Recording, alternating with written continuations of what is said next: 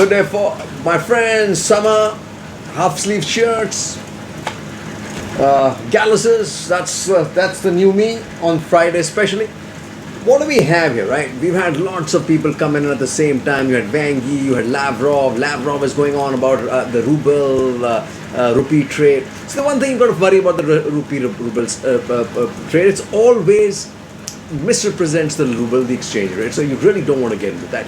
And the second thing you don't want to do with that is because, once you do this, go down the slippery slope, what is stopping China asking us to pay for all our imports in yuan? And maybe that's what they're trying to do. There are lots of stuff doing the rounds, so that, this all of a sudden the ruble has basically knocked the euro and the dollar, they've thrown them off the perch. I don't see it in the market, right? So it's got to be just hearsay. Just because he's attached himself to the gold standard, going back to the gold standard, which essentially Nixon nixed, as no pun intended, in the 70s.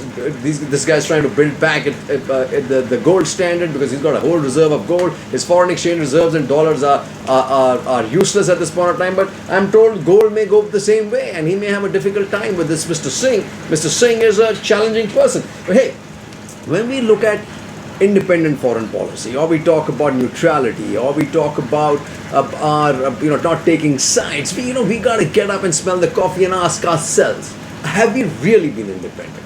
Because what drives the ability to have a successful independent foreign policy is national strength. So national strength is economic, defense, and internal cohesion. We are failing very much on the internal cohesion. Defense, by tying up 60 to 70% of our supplies from the USSR. Can we call ourselves independent? I ask you this question. I ask the question to every general, every chief of the Army, Air Force, and Navy. Are we really independent? You answer me honestly, and I ask the foreign policy wonks and all the ambassadors who've covered this, the MEA. Have they really delivered to India in terms of economic growth and defense preparedness? The answer, my friends, will be startling. If after 70 years we continue to rely on Russia for our defense requirements, failure in our defense policy, failure in our foreign policy. If we continue to struggle with the highest poverty at the levels we have, our foreign policy has definitely failed us by kind of colluding to kind of knock us together with China and Russia. It has failed us severely, all because we wanted to stand. And the Congress has got to be blamed too, obviously, folks, as is this particular dispensation. But the fact of the matter is, your national strength is driven purely by economic strength, and that, folks, is only gonna come from making the right kind of decisions and not these harebrained decisions of getting cheap oil from short-term cheap oil from Sergei Lavrov and so on and so forth. So this is what happened, right? India's response to Ukraine situation shaky, says Biden. India shaky in dealing with Russia, says Biden. Ukraine pressure building up on India. However, Indian experts rightly came back and said Indian experts point to Biden's silence on Chinese aggression, and that also he was not really that silent. The US was very active as far as that was. The Europeans were silent. Among Quad, India shaky on Ukraine, says Biden. Modi, Boris discuss crisis. We are partners of choice for India, says US's Price, and he is fully right. We just have to acknowledge that, right? Shringla discusses Ukraine with visiting top US officials. United States now calls India essential partner in Quad. Ukraine discussed in Blinken Jaishankar call. And here's important. Territorial integrity is sacrosanct. PM to Bojo. But if that's the case, sir, I ask my PM, you got to worry, because if that's the case, it's important for us, then it is important for Ukraine too, right? UK's Foreign Secretary to arrive in India today, which he did. In UK, Foreign Secretary's presence, EM hits out at campaign against India, right? Maybe it's a campaign, right? To make such a big deal about it just makes no sense. Natural to look for deals as price of oil rises, says Jaishankar. Global heats on India again as in the summer of 1998. US partisans want allies total loyalty to Washington's Russia line. India-Russia cheap oil deal would be deeply disappointing. U.S. Commerce Secretary. U.S. presses for Russia curbs. India holds ground on payment system. Jaishankar refers to Afghanistan as trust pushes India on Ukraine. That is quite true, right? It's national security. Afghanistan mattered to us, but then I blame ourselves for Afghanistan. We didn't do enough. We let the United States do the heavy lifting for us, and now we blame the United States for it. But we got this, right? We've got this goddamn colonial hangover which doesn't go anywhere. Face off over sanctions. Most Russian oil buyers are in Europe, and that's true, as Jaishankar's rightly pointed out. That if we looked at the top 10, India would not even make it there, right?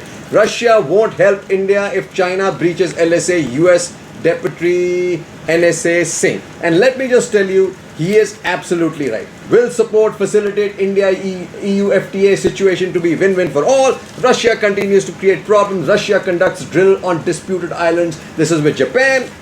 And this, folks, is the important part that we have to know. Is this, that we need strength, we need economic growth, we need economic well-being, and we need a defense ecosystem that allows us to deliver 50 to 60% of our requirements internally, and that will not happen with importing from Russia. That will also not happen with transfer of technology. It will, however, happen with becoming a part of a supply chain of a major system. So let me just tell you, everybody talks much about Russia. Have we, in these years that we've imported MiGs and tanks, have we ever become part of their supply chain?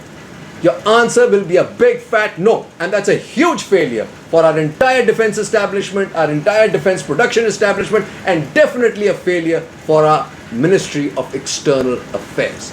Go figure that. So when we don't come out aggressively against Russia, and we continue to on the sidelines with, abstain. Think about it. This Russian aggression is all about changing geography based on history. And history as defined by them, not as defined by Ukraine or the rest of the world. Because Europe itself, no way, Jose, was Ukraine part of Russia forever, right? Neither were the other countries that were so brutalized by Russia. And we continue to give them a pass, whether it's Czechoslovakia, Hungary, poor folks, right? But when we do that, we are in the crosshairs of China. And why do I say that? It's something that everybody must read and hear. It's a piece written by Kyle Gardner, The Imperial Roots of the Indian-China Row. He says, in my book, The Frontier Complex, I examine the imperial roots of the border dispute in Ladakh. While the proximal cause of today's tension are tied to the decisive 13 years that preceded the war in 1962, the deeper causes of the border dispute stretch back to the century between the British creation of Jammu and Kashmir and India's independence, when colonial officials attempted to configure a precise scientific border along the Himalayas, and they failed. Okay. Beyond the topographical challenge of uncooperative watersheds, British administrators also faced the challenge of an absence of historical borderline. As in the plains of India, British officials sought out Ladakh's customary boundaries, but while Ladakh had long-standing border points. He says, some of the points of conflict in eastern Ladakh today are centuries-old border points. Demchok, where India and China soldiers frequently face off, is referenced in the Royal Chronicles of Ladakh, dating back to the Treaty of Ting Mosgang in 1684. This town was a border point along the main route between Leh and Lhasa.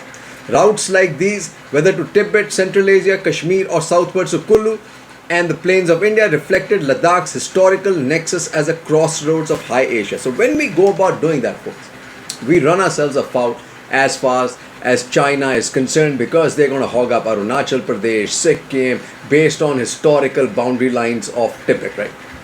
Which we so gratuitously Nehru gave away to China, right? Why Beijing finds itself in a geopolitical obstacle race, says Manoj Joshi.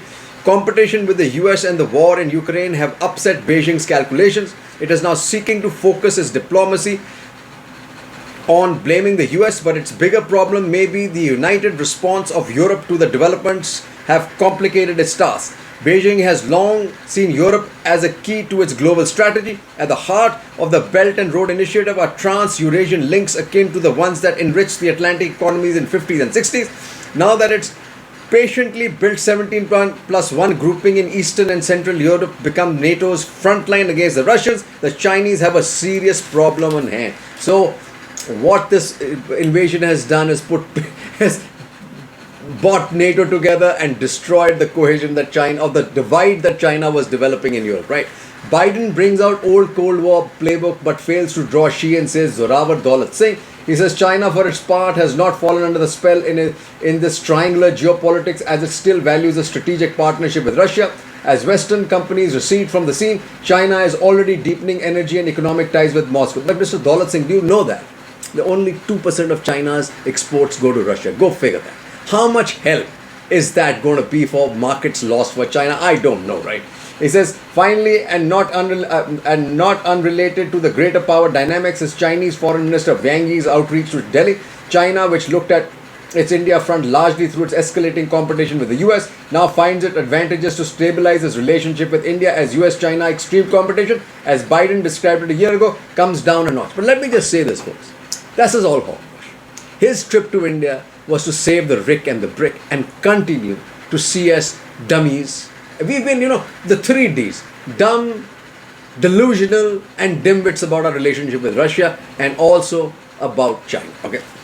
NATO, Russian troops regrouping, not scaling down. Biden taps oil reserves to ease domestic price, global supply. Russian foreign minister reaches Delhi, Ukraine situation in focus. Eye on China, US to host special ASEAN summit.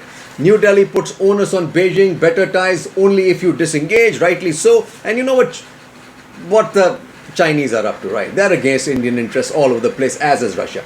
Xi backs Afghanistan at regional meet, and you look at what the Taliban are doing, right? Biden said to call China Xi, and the other thing that's doing the rounds, right, is this call was supposed to create this atmosphere that America was dumping India, and also now the whole play is about, America coming down hard on India, and the West coming down hard on India, forcing poor Jaishankar to respond, which he shouldn't have. But this is all a play. This is all a left-wing media which has been infiltrated by the Russians and the Chinese, including Times of India and Hindustan Times, right?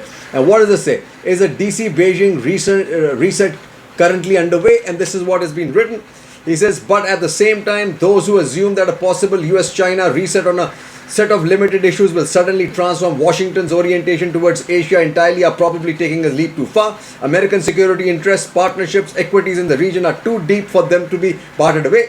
The US's suspicion of Chinese intent and capabilities, as documented in the intelligence latest annual threat assessment, is now institutional, and American political mood towards China remains unforgiving. And so a reset may not necessarily mean a grand strategic deal aka 71, and as long as there isn't one, India can continue to rely on the American strategic support on China. Hallelujah, hallelujah. So in the end, what Amita Matu and Amrita Narlikar wrote, failed by the West, blunders by the US, UK and UF have contributed to Ukraine's plight, and they surely have in a sense. But I think in my way it was a planned play by the West, or by the United States. They checkmated Russia, they wanted that invasion. Ukraine's been sacrificed. A lot of people will talk about the deaths and destruction. Yeah, sure, they have been. But the destruction will create economic activity for a lot of Western companies. Not only that, Ukraine will get a new makeover because all the stuff that's being destroyed are old Soviet era buildings. But having said that, right, it really was, in a sense, suckered in. I mean, Russia was suckered in by the United States and the West. They were just saying attack, attack, attack, and probably have gotten what they want. And it may not be a stretch too far to see a Gorbachev happen to Putin, because a lot of people keep thinking that he's unmovable. But hey, when Gorbachev was where he was, nobody thought the USSR will fall apart either, right? So what does she write? So what does they write? They conclude, in conclusion, as strong supporters of liberal values, we are disappointed to see India not standing up with Ukraine, most surely. But if events in the lead up to the war are anything to go by, we cannot blame the Indian government for its fence sitting. If the West could allow a potential close European partner to be treated in this way by an authoritarian power, then perhaps being perched on the fence is indeed the safest position. Absolutely true, folks.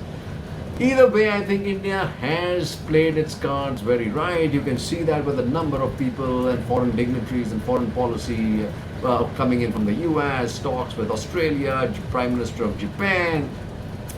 You had the British Foreign Secretary, you have Sergei Lavrov, Wang Yi, you name it. And Jaishankar's been to Maldives, Sri Lanka, hold the BIMSTEC. So India's all over the place, right? And that's good news. But if India really wants to really make good of this moment and catch the wind behind our sails, we really need to expand our Ministry of External Affairs. We need to increase the number of diplomats. We've got to increase our footprint across the world. This is the moment. Jai Hind.